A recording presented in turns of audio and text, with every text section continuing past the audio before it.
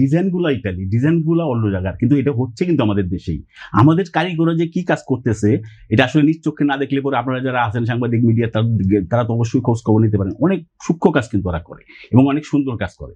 এবং এটা যে মানে মানে এটা নিজের চোখে না দেখলে বিশ্বাস করা যায় না যে এটা কিন্তু একটা বাই জেনারেশন গড়ে ওঠে। এটা কিন্তু মানে খুব অল্প বয়সের থেকে কিন্তু এই কাজগুলোর মধ্যে মানুষ যুক্ত হয়।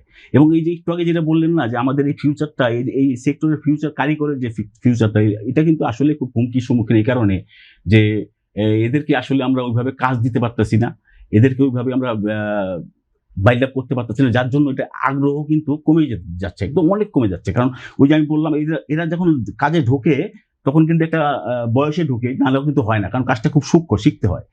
এবং যারা শিখে এই সেক্টরের মধ্যে কিন্তু তাদের আগ্রহ অনেক কমে গেছে। এখন বলে যে যারা জুনিয়র লেবার, এই ধরনের লেবার পাওয়াই খুব কষ্ট হয়ে যাচ্ছে। জুনিয়র লেবার যদি যোগ না হয় কিন্তু আস্তে আস্তে কিন্তু মানে দক্ষ কর্মী গড়ে ওঠে না, দক্ষ শিল্পী কিন্তু হয় না।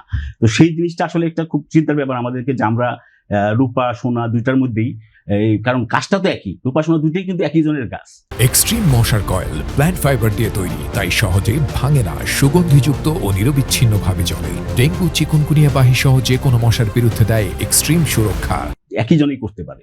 এই কাজটা যদি আমরা ওইভাবে ওদেরকে না দিতে পারি, কাজের মধ্যে না রাখতে পারি, এটাকে নিয়ে যদি আরো না গাইতে পারি, যে দাদা যে বললো নেক্সট এক্সিবিশনে ওদেরকে নিয়ে একটা করার ইচ্ছা আছে, তো ওদের এই কাজগুলোতে আসলে মানুষের সামনে আসা উচিত এবং এই সেক্টরটাকে বাঁচিয়ে রাখতে হলে ওদেরকে তো অবশ্যই দিতে হবে। এখানে আসলে একটু প্রশ্ন চলে আসে যে স্বর্ণ বানাতে গেলে এক ভরি সোনায় ন্যূনতম 6% যে নিয়মটা আগে ছিল, বা এখনো তো 6% তো দেওয়া হয় অ্যাটলিস্ট, মজুরিটা কি আসলে যে বানাচ্ছে সেই পুরোপুরি পাচ্ছে, নাকি এর মধ্যে যে দোকান বা যে সেলার রয়েছে, মূল সেলার, সে আবার এখান থেকে পার্সেন্টেজ পাচ্ছে কিনা? এবং একই সাথে রূপার ক্ষেত্রে দেখা যায় যে 12% ন্যূনতম মজুরি নেওয়া হয়, 6% না।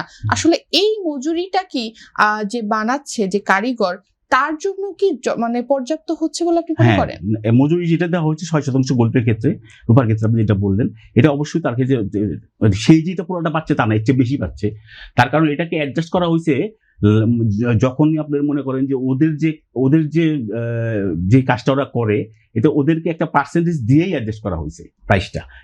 এখানে গোল্ডের প্রাইসের সাথে ন্যূনতম ওদেরকে দেওয়ার পর যে কস্টিংটা পরে ওইভাবে সমন্বয় করার পরেই কিন্তু ওই পার্সেন্টেজটা আসছে ওদেরকে। কিন্তু একটা প্রশ্ন ছিল এটা তাদের জীবনযাপনের জন্য পর্যাপ্ত কিনা? অবশ্যই না, আরো বেশি দেওয়া উচিত।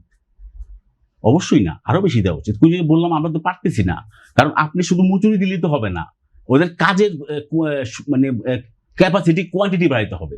আপনি যেখানে ওদের একটা কারিগর যদি মাসে 50 ভরি সোনার কাজ করে, ওকে তো 500 ভরিতে নিয়ে যেতে হবে, তাহলে সে অটোমেটিকলি এটা বাড়বে। মানে ওই চার্জটা দিয়ে কিন্তু ওর অনেক রোলিং বাড়বে। শুধুমাত্র যে আপনি পায় ওই যে 50 ভরি কাজ দিয়ে রাখলে পরে আপনি যদি 500 টাকার জায়গায় 1000 টাকাও দেন, তাহলেও কিন্তু টিকতে পারবে না। ওকে কাজে বাড়াইতে হবে, কাজের কোয়ান্টিটি অনেক বাড়াইতে হবে, আমাদের চাহিদা অনেক বাড়াইতে হবে।